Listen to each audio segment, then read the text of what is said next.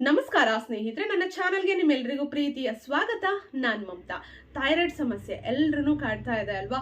ಮಹಿಳೆಯರನ್ನ ಹೆಚ್ಚು ಕಾಡುವಂತಹ ಸಮಸ್ಯೆ, ಅದರಲ್ಲೂ ಪ್ರೆಗ್ನೆನ್ಸಿ ಟೈಮಲ್ಲಂತೂ ನನ್ನ ಪ್ರಕಾರ ಒಂದು 60-70% ಜನಕ್ಕೆ ಮಹಿಳೆಯರಿಗೆ ಥೈರಾಯ್ಡ್ ಸಮಸ್ಯೆ ಸ್ಟಾರ್ಟಿಂಗಲ್ಲೇ ಶುರುವಾಗ್ಬಿಡತ್ತೆ. ಸೊ ಮಹಿಳೆಯರಲ್ಲಿ ಹಾರ್ಮೋನ್ಸ್ ವೇರಿಯೇಷನ್ಸ್ ಸಾಮಾನ್ಯ, ಅದರಲ್ಲೂ ಪ್ರೆಗ್ನೆನ್ಸಿ ಟೈಮಲ್ಲಿ ಡೆಲಿವರಿ ಆದಮೇಲೆ ಇಂಥ ಒಂದು ಸಮಸ್ಯೆ ಕಾಡೋದು ಅದು ಸಹಜ ಅಂತಾನೆ ಹೇಳ್ಬೋದು. ಆದರೆ ತುಂಬ ಜನಕ್ಕೆ ಏನಾಗುತ್ತೆ, ಡೆಲಿವರಿ ಆದ್ಮೇಲೂ ಆ ಥೈರಾಯ್ಡ್ ಕಂಟಿನ್ಯೂ ಆಗುತ್ತಾ ಅನ್ಕೊಂಡು ಏನು ಮಾಡ್ತಾರೆ, ಮಾತ್ರೆಯನ್ನ ತಗೊಳ್ತಾ ಹೋಗ್ಬಿಡ್ತಾರೆ. ಖಂಡಿತವಾಗ್ಲೂ ಕಂಟಿನ್ಯೂ ಆಗುತ್ತಾ, ಗುಣ ಆಗೋದೇ ಇಲ್ವಾ, ಥೈರಾಯ್ಡನ್ನ ಗುಣ ಮಾಡ್ಕೊಳ್ಬಹುದಾ ಅಂದರೆ ಖಂಡಿತ ಗುಣ ಆಗುತ್ತೆ. ನನಗೂ ಥೈರಾಯ್ಡ್ ಸಮಸ್ಯೆ ಇತ್ತು, ನನಗೆ 2 ಪ್ರೆಗ್ನೆನ್ಸಿನಲ್ಲೂ ಥೈರಾಯ್ಡ್ ಸಮಸ್ಯೆ ಇತ್ತು. ಆದರೆ ಇವಾಗ ಚೆಕ್ ಮಾಡಿಸಿದ್ರೆ ನಾರ್ಮಲ್ ಆಗೇ ಇದೆ. ನಾನು ಯಾವಾಗ್ಲಾದ್ರೂ ಒಂದೊಂದ್ಸಲ ಚೆಕ್ ಮಾಡಿಸ್ತಿರ್ತೀನಿ, 1 ವರ್ಷಕ್ಕೆ, 1.5, 2 ವರ್ಷಕ್ಕೆ ಯಾವಾಗ್ಲಾದ್ರೂ ಚೆಕ್ ಮಾಡಿಸಿದಾಗ ಥೈರಾಯ್ಡ್ ಸಮಸ್ಯೆ, ಥೈರಾಯ್ಡ್ದು ಹಾರ್ಮೋನ್ಸ್ ಏನಿದೆ ಅದು ನಾರ್ಮಲ್ ಲೆವೆಲ್ಲೇ ಬರುತ್ತೆ. ಆದರೆ ನನಗೂ ಕೂಡ ಪ್ರೆಗ್ನೆನ್ಸಿನಲ್ಲಿ ಥೈರಾಯ್ಡ್ ಸಮಸ್ಯೆ ಇತ್ತು. ತುಂಬಾ ಕಡೆ ನೀವು ಹೋಗಿ ನಿಮ್ಮ ಥೈರಾಯ್ಡ್ ರಿಪೋರ್ಟನ್ನ, ಟೆಸ್ಟ್ ರಿಪೋರ್ಟನ್ನ ನೋಡಿ ಹೇಳ್ತಾರೆ ತಗೊಳ್ಬೇಕು, ನೀವು ಮಾತ್ರೆ ತಗೊಳ್ಬೇಕು ಅಂತ ಹೇಳ್ಬಿಡ್ತಾರೆ. ಆದರೆ ಲೈಫ್ ಲಾಂಗ್ ಮಾತ್ರೆ ತಗೊಳ್ಳೋದು ಸುಲಭ ಇರಬಹುದು, ಒಂದು ಮಾತ್ರೆ ತಾನೇ ಹಾಕೊಂಡ್ಬಿಡೋಣ ಅಂತ.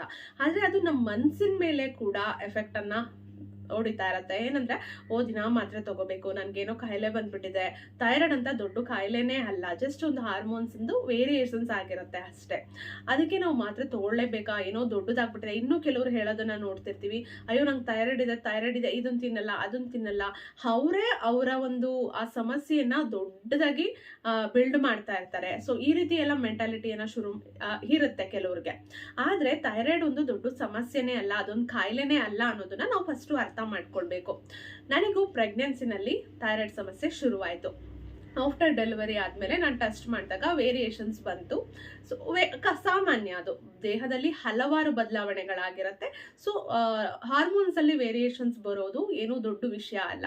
ಆದರೆ ಅವಾಗ ಮಾತ್ರೆ ತಗೊಳ್ಬೇಕಾಗತ್ತೆ. ನಾವು ಮಗುಗೆ ಫೀಡ್ ಮಾಡಿಸ್ತಿರ್ತೀವಿ, ಸೊ ನಮ್ಮ ಒಂದು ದೈಹಿಕ ಸಾಮರ್ಥ್ಯ ಕಡಿಮೆ ಆಗಿರುತ್ತೆ, ಮೆಂಟಲಿ ಕೂಡ ಸ್ಟ್ರೆಸ್ಸಲ್ಲಿ ಇರ್ತೀವಿ.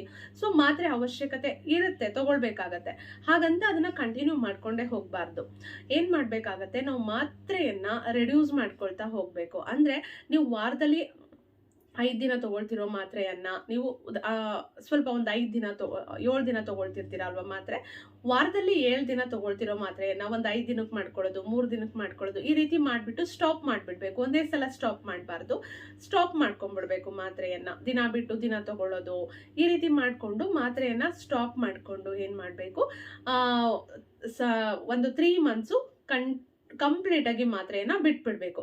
ಸಡನ್ ಆಗಿ ಸ್ಟಾಪ್ ಮಾಡೋದಕ್ಕಿಂತ ತೊಂದರೆ ಏನಾಗೋದಿಲ್ಲ, ಬಟ್ ಸಡನ್ ಆಗಿ ನಾವು ಅಷ್ಟು ದಿನದಿಂದ ಮಾತ್ರೆಯನ್ನ ತಗೊಳ್ತಿರ್ತೀವಿ, ಬಾಡಿಗೆ ಅಡ್ಜಸ್ಟ್ ಆಗಿರುತ್ತೆ. ಸೊ ಬಾಡಿ ಅದ್ರ ಪ್ರಕಾರ ನಡೀತಾ ಇರುತ್ತೆ. ಸೊ ಒಂದೇ ಸಲ ಮಾತ್ರೆ ನಿಲ್ಲಿಸ್ಬಿಡೋದಕ್ಕಿಂತ ದಿನ ಬಿಟ್ಟು ದಿನ ತಗೊಳ್ತಾ ಹೋಗೋದು, ಆಮೇಲೆ ವಾರಕ್ಕೆ 2 ಸಲ ತಗೊಳ್ಳೋದು, ಆಮೇಲೆ ಕಂಪ್ಲೀಟ್ ಆಗಿ ಸ್ಟಾಪ್ ಮಾಡಿಬಿಡೋದು, ಈ ರೀತಿ ಮಾತ್ರೆಯನ್ನ ಕಡಿಮೆ ಮಾಡ್ಕೊಂಡ್ಬಿಟ್ಟು ನೀವು ಕಂಪ್ಲೀಟ್ ಆಗಿ ಮತ್ತೆ ಒಂದು 3 ಮಂತ್ಸು ಮಾತ್ರೆಯನ್ನೇ ತಗೊಳ್ಳೋದಕ್ಕೆ ಹೋಗ್ಬಾರ್ದು. ಯಾವುದೇ ಮಾತ್ರೆ ಬೇಡ, ಎಲ್ಲವನ್ನ ಬಿಟ್ಬಿಟ್ಟು ಒಂದು 3 ಮಂತ್ಸ್ ಆದ್ಮೇಲೆ ಮತ್ತೆ ನೀವು ಥೈರಾಯ್ಡ್ ಟೆಸ್ಟ್, TCH ನೀವು ಟೆಸ್ಟ್ ಮಾಡಿಸಿ ನೋಡಿಸ್ಬೇಕು. ಅವಾಗ ಏನಾದರೂ ನಿಮಗೆ ಆಲ್ಮೋಸ್ಟ್ ನಾರ್ಮಲ್ ಆಗೇ ಇದೆ, ಚೂರು ಎಲ್ಲ ವೇರಿಯೇಷನ್ಸ್ ಇದ್ರೆ ಖಂಡಿತ ಅದೇನು ದೊಡ್ಡ ವಿಷಯನೇ ಅಲ್ಲ.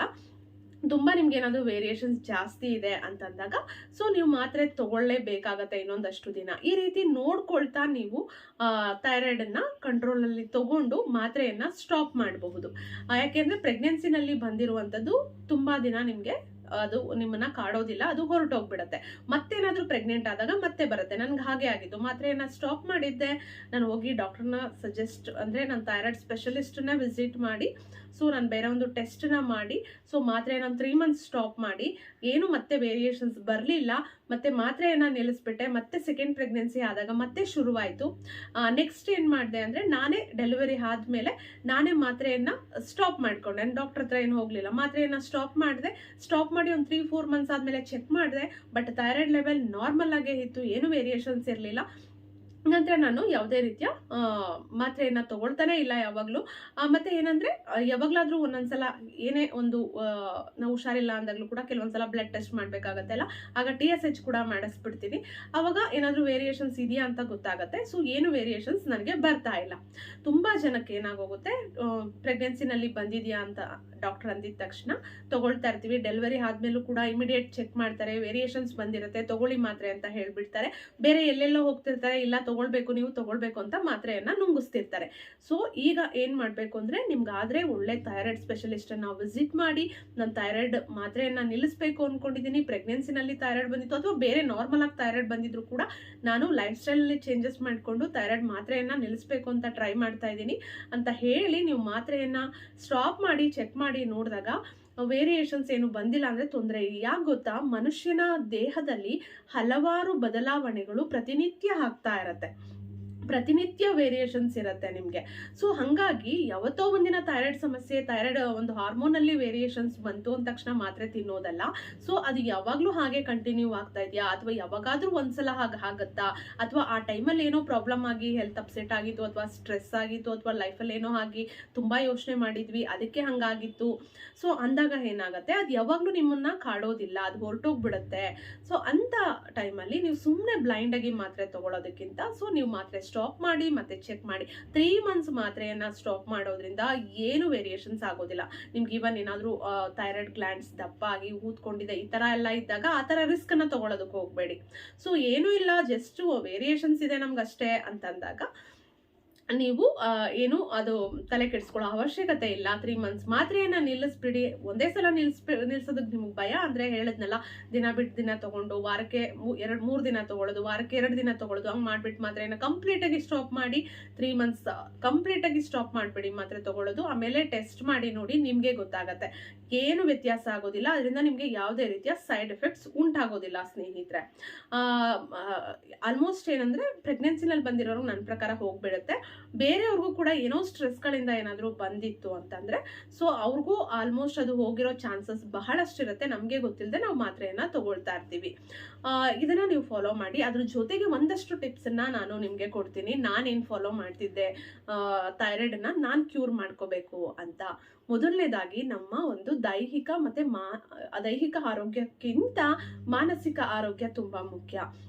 ದೇಹದಲ್ಲಿ ಏನೇ ವ್ಯತ್ಯಾಸ ಆದ್ರೂ ನಾವು ಏನು ನಮ್ಗೇನು ಸ್ಟ್ರೆಸ್ ಇದೆ ಅದ್ರ ಮೇಲೆ ನಮ್ಮ ಒಂದು ದೈಹಿಕ ಆರೋಗ್ಯ ಡಿಪೆಂಡ್ ಆಗಿರುತ್ತೆ ಅಂತಾನೆ ಹೇಳ್ಬೋದು. ಹಾಗಾಗಿ ಸ್ಟ್ರೆಸ್ಸನ್ನ ರೆಡ್ಯೂಸ್ ಮಾಡ್ಕೊಳ್ಳಿ, ಹ್ಯಾಪಿಯಾಗಿರೋದಕ್ಕೆ ಅಭ್ಯಾಸ ಮಾಡ್ಕೊಳ್ಳಿ. ಜೊತೆಗೆ ಸ್ವಲ್ಪ ಹೊತ್ತು ದಿನಕ್ಕೆ ಒಂದು 20 ನಿಮಿಷ ಧ್ಯಾನ ಮಾಡೋದನ್ನ ಅಭ್ಯಾಸ ಮಾಡಬೇಕಾಗತ್ತೆ. ಜೊತೆಗೆ ಶಂಖ ಮುದ್ರೆ ಅಂತ ಬರುತ್ತೆ ನೋಡಿ, ಹೀಗೆ ನಾನು ತುಂಬ ವಿಡಿಯೋಸಲ್ಲಿ ತೋರಿಸಿರ್ತೀನಿ. ಈ ರೀತಿ ಶಂಖ ಮುದ್ರೆ, ಇದನ್ನ ದಿನಕ್ಕೊಂದು 3/4 ಗಂಟೆನಾದ್ರೂ ನೀವು ಪ್ರಾಕ್ಟೀಸ್ ಮಾಡಿ. ಒಂದೇ ಸಲ 3/4 ಗಂಟೆ ಕುತ್ಕೊಂಡು ಮಾಡ್ಬೇಕಾ ಅಂದ್ರೆ ಖಂಡಿತವಾಗ್ಲೂ ಇಲ್ಲ. ಕಾಲ್ ಗಂಟೆ 3 ಪಾರ್ಟ್ ಮಾಡ್ಕೊಂಡು ದಿನಕ್ಕೆ 3 ಸಲ ಮಾಡ್ಬೋದು. ನೋಡಿ ಹೀಗೂ ಇಟ್ಕೋಬಹುದು. ನೋಡಿ ಹೀಗೆ ಶಂಖ ಮುದ್ರೆ ನಿಮ್ಮ ಗಂಟಲಿನ ಆರೋಗ್ಯಕ್ಕೆ, ಥೈರಾಯ್ಡ್ ಸಮಸ್ಯೆಗೆ ಇದು ರಾಮಬಾಣ ಅಂತಾನೆ ಹೇಳ್ಬೋದು.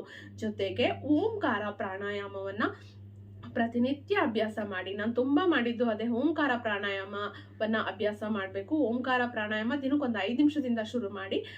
ಯಾವಾಗಲೂ ನೀವು ಓಂಕಾರ ಪ್ರಾಣಾಯಾಮವನ್ನ ಮಾಡೋದಕ್ಕೆ ಶುರು ಮಾಡಿ. ಗೊತ್ತಿಲ್ಲ ಹೇಗೆ ಮಾಡೋದು ಅಂದರೆ ಡಿಸ್ಕ್ರಿಪ್ಷನಲ್ಲಿ ಲಿಂಕ್ ಹಾಕಿರ್ತೀನಿ, ಚೆಕ್ ಮಾಡ್ಕೊಳ್ಬಹುದು. ಅದ್ರ ಜೊತೆಗೆ ನೀವು ಸ್ವಲ್ಪ ಆಕ್ಟಿವ್ ಆಗಿರಬೇಕು. ಅಥವಾ ಮಾತ್ರೆ ಬಿಟ್ಬಿಟ್ಟಿದ್ದೀನಿ ನಾನು, ಏನಾಗುತ್ತೋ ಅಂತೆಲ್ಲ ತಲೆ ಕೆಡಿಸ್ಕೊಂಡ್ರೆ ಸಮಸ್ಯೆ ಹಾಗೇ ಇರುತ್ತೆ. ಏನಿಲ್ಲ, ಆರಾಮಾಗಿದ್ದೀನಿ, ಫಸ್ಟ್ ಕ್ಲಾಸ್ ಆಗಿದ್ದೀನಿ ಅನ್ನೋ ಒಂದು ಪಾಸಿಟಿವಿಟಿ ನಿಮ್ಮಲ್ಲಿ ಇದ್ರೆ ಖಂಡಿತವಾಗ್ಲೂ ಏನೂ ಆಗೋದಿಲ್ಲ. ಈ ರೀತಿ ಒಂದಷ್ಟು ಲೈಫ್ ಸ್ಟೈಲನ್ನು ಚೇಂಜಸ್ ಮಾಡ್ಕೊಳ್ಳಿ. ತುಂಬ ತಲೆ ಕೆಡಿಸ್ಕೊಳಕ್ಕೆ ಹೋಗ್ತಾರೆ ಕೆಲವರು. ಥೈರಾಯ್ಡ್ ಇದೆ ನನಗೆ, ಅದಕ್ಕೆ ಇದು ಹೀಗಾಗ್ತಿದೆ. ಥೈರಾಯ್ಡ್ ಸಮಸ್ಯೆ ಇದೆ, ಅದಕ್ಕೆ ನನಗೆ ಪೀರಿಯಡ್ಸಲ್ಲಿ ಪ್ರಾಬ್ಲಮ್ ಆಗ್ತಿದೆ. ಥೈರಾಯ್ಡ್ ಸಮಸ್ಯೆ ಇದೆ, ಅದಕ್ಕೆ ನಾನು ದಪ್ಪ ಆಗ್ತಿದ್ದೀನಿ. ಥೈರಾಯ್ಡ್ ಸಮಸ್ಯೆ ಇದೆ, ಅದಕ್ಕೆ ಕೂದಲು ಉದುರುತ್ತಾ ಇದೆ, ಅದಕ್ಕೆ ಡಲ್ ಆಗಿಬಿಟ್ಟಿದ್ದೀನಿ. ಸೊ ಈ ರೀತಿ ಎಲ್ಲ ಯೋಚನೆ ಮಾಡ್ತಾರೆ. ಅದನ್ನು ನಿಲ್ಲಿಸಿ ಮತ್ತೆ ಯೋನಿ ಮುದ್ರೆಯನ್ನು ಪ್ರಾಕ್ಟೀಸ್ ಮಾಡಬೇಕು. ಇದು ನಿಮ್ಮ ಗರ್ಭಕೋಶದ ಆರೋಗ್ಯವನ್ನು ಕಾಪಾಡುತ್ತೆ. ನೋಡಿ ಈ ರೀತಿ ಯೋನಿ ಮುದ್ರೆ. ಪೀರಿಯಡ್ಸ್ ಅಲ್ಲಿ ಏನೇ ಸಮಸ್ಯೆ ಇರಲಿ, ಹಾರ್ಮೋನ್ಸ್ ಅಲ್ಲಿ ಏನೇ ವ್ಯತ್ಯಾಸಗಳಿರಲಿ ಈ ಮುದ್ರೆಯನ್ನ ಮಾಡೋದ್ರಿಂದ ಸರಿ ಹೋಗುತ್ತೆ. ಯಾವ ಟೈಮಲ್ಲಾದ್ರೂ ಮಾಡ್ಬೋದು. ಊಟ ಮಾಡಿ ಸ್ವಲ್ಪ ಹೊತ್ತಾದ್ಮೇಲೆ ಮಾಡಿ, ಊಟ ಆಗಿದ ತಕ್ಷಣ ಮಾಡಬಾರ್ದು. 1 ಅವರ್ 1.5 ಅವರ್ ಬಿಟ್ಟು ಮಾಡ್ಬೋದು. ಬೆಳಗ್ಗೆ ಎದ್ದ ತಕ್ಷಣ ಮಾಡ್ಬಿಟ್ರೆ ತುಂಬಾನೇ ಒಳ್ಳೇದು. ಎಲ್ಲರೂ ಮಾಡ್ಬೋದು ಈ ಯೋನಿ ಮುದ್ರೆಯನ್ನ. ಇದರಿಂದ ನಮ್ಮ ಹಾರ್ಮೋನ್ಸ್ಗಳ ವ್ಯತ್ಯಾಸವನ್ನ ಇದು ಸರಿಪಡಿಸುತ್ತೆ. ಮತ್ತೆ ನಮ್ಮ ಒಂದು ಮೈಂಡಿಗೂ ಕೂಡ ರಿಲ್ಯಾಕ್ಸ್ ಆಗುತ್ತೆ. ಜೊತೆಗೆ ಪೀರಿಯಡ್ಸ್ ಅಲ್ಲಿ ಸಮಸ್ಯೆ, ಗರ್ಭಕೋಶದಲ್ಲಿ ಸಮಸ್ಯೆಗಳೇನಾದ್ರೂ ಇದ್ರೆ ಅದನ್ನ ಕೂಡ ಇದು ನಿವಾರಣೆ ಮಾಡುತ್ತೆ.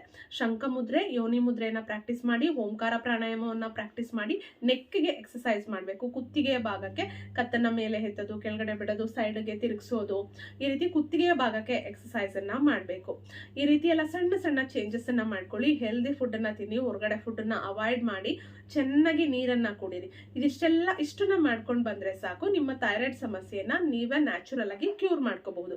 ಶಂಖ ಮುದ್ರೆಯನ್ನ ಮಾಡೋದ್ರಿಂದ ಮಾತ್ರ ಎಲ್ಲರೂ, ಪ್ರತಿಯೊಬ್ರು, ಯಾರಿಗೆಲ್ಲ ಪ್ರೆಗ್ನೆನ್ಸಿಲ್ ಬಂದಿರಲಿ, ಯಾವಾಗೇ ಬಂದಿರಲಿ, ನಿಮಗೆ ಅದನ್ನ ಕ್ಯೂರ್ ಮಾಡ್ಕೋಬೇಕು ಅಂದ್ರೆ ನೀವು ನಾನು ಹೇಳಿರೋ ಇಷ್ಟು ಟಿಪ್ಸ್ ಅನ್ನ ಫಾಲೋ ಮಾಡಿ 100% ಕ್ಯೂರ್ ಆಗುತ್ತೆ. ಯಾಕೆ ಅಂದ್ರೆ ಸಾಕ್ಷಿಗೆ ನಾನೇ ಇದ್ದೀನಿ, ನನ್ನ ಓನ್ ಎಕ್ಸ್ಪೀರಿಯನ್ಸ್ ಅನ್ನ ನಿಮ್ ಜೊತೆ ಶೇರ್ ಮಾಡ್ತಾ ಇದ್ದೀನಿ.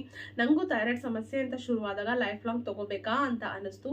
ಸುಮಾರು ಕಡೆ ಸಜೆಷನ್ಸ್ ಅನ್ನ ನಾನು ತಗೊಳ್ಳಕ್ಕೆ ಕೇಳ್ದಾಗ್ಲೂ ಕೂಡ ಡಾಕ್ಟರ್ಸೇ ಇಲ್ಲ ತಗೊಳ್ಳೇಬೇಕು ಅಂತ ಹೇಳಿದ್ರು.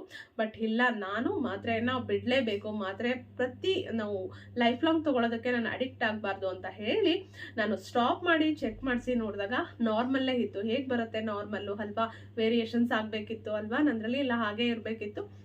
ಸೊ ತುಂಬಾ ಸಲ ಚೆಕ್ ಮಾಡಿಸಿ ನೋಡಿದ್ದೀನಿ, ನಾರ್ಮಲ್ಲೇ ಇರುತ್ತೆ. ಸೊ ಯಾವಾಗ್ಲಾದ್ರೂ ಒಂದ್ಸಲ ವ್ಯತ್ಯಾಸ ಬಂತು ಅಂದ ತಕ್ಷಣ ಅದೇನು ದೊಡ್ಡ ಸಮಸ್ಯೆ ಇಲ್ಲ, ಅದು ಸರಿ ಹೋಗುತ್ತೆ. ಸರಿ ಹೋಗಕ್ಕೆ ನಾವು ಬಿಡಬೇಕು. ಅದನ್ನ ಬಿಟ್ಟು ಇಮಿಡಿಯೇಟ್ ಮಾತ್ರೆ ತಗೊಳಕ್ ಶುರುವಾದ್ರೆ ಅದು ಕೂಡ ನಮ್ಮ ದೇಹ, ನಮ್ಮ ಹಾರ್ಮೋನ್ಸ್ ಎಲ್ಲ ಏನು ಮಾತ್ರೆಗಳಿಗೆ ಅಡ್ಜಸ್ಟ್ ಆಗ್ಬಿಡುತ್ತೆ. ನೀವೇನ್ ಮಾತ್ರೆ ತಗೋತೀರಾ ಅದ್ರ ಪ್ರಕಾರ ಕೆಲಸ ಮಾಡೋದಕ್ಕೆ ಶುರು ಮಾಡುತ್ತೆ. ಸ್ನೇಹಿತರೆ, ಇನ್ನೂ ಹೆಚ್ಚಿನ ಒಂದು ಒಳ್ಳೆಯ ವಿಡಿಯೋಸ್ಗಳಿಗಾಗಿ ನನ್ನ ಪೇಜನ್ನ, ನನ್ನ ಚಾನಲನ್ನು ಫಾಲೋ ಮಾಡಿ. ಅಥವಾ ನಿಮ್ಗೇನಾದ್ರೂ ಥೈರಾಯ್ಡ್ ಬಗ್ಗೆ ಹೆಚ್ಚಿನ ಒಂದು ಡೀಟೇಲ್ಸ್ ಬೇಕು, ಅದ್ರ ಬಗ್ಗೆ ಒಂದು ಏನು ಲೈಫ್ ಸ್ಟೈಲ್ನ ನೀವು ಮಾಡಿಫೈ ಮಾಡ್ಕೊಳ್ಳೋದಕ್ಕೆ ನನ್ನ ಸಜೆಷನ್ಸ್ ಬೇಕು ಅಂತಂದರೆ ನೀವು ಸ್ಕ್ರೀನ್ ಮೇಲೆ ಬರ್ತಿರುವಂಥ ನಂಬರ್ಗೆ ವಾಟ್ಸಪ್ಪನ್ನು ಮಾಡಬಹುದು. ನಾನು ನಿಮಗೆ ಏನೇನು ಹೇಳಿದ್ದೀನಿ ಅದ್ರದ್ದು ಇನ್ನೂ ಹೆಚ್ಚಿನ ಒಂದು ಡೀಟೇಲ್ಸನ್ನು ಇನ್ನೂ ಬೇಕಾದರೆ ಕ್ಲಿಯರ್ ಆಗಿ ಹೇಳ್ತೀನಿ. ಇನ್ನೂ ಏನಾದರೂ ಡೌಟ್ಸ್ ಇದ್ದರೆ ನೀವು ನನ್ನನ್ನು ಕೇಳಬಹುದು. ವಿಡಿಯೋ ಇಷ್ಟ ಆಗಿದ್ರೆ ವಿಡಿಯೋವನ್ನು ಲೈಕ್ ಮಾಡಿ, ಶೇರ್ ಮಾಡಿ. ಮತ್ತೆ ಭೇಟಿ ಆಗೋಣ. Thank you.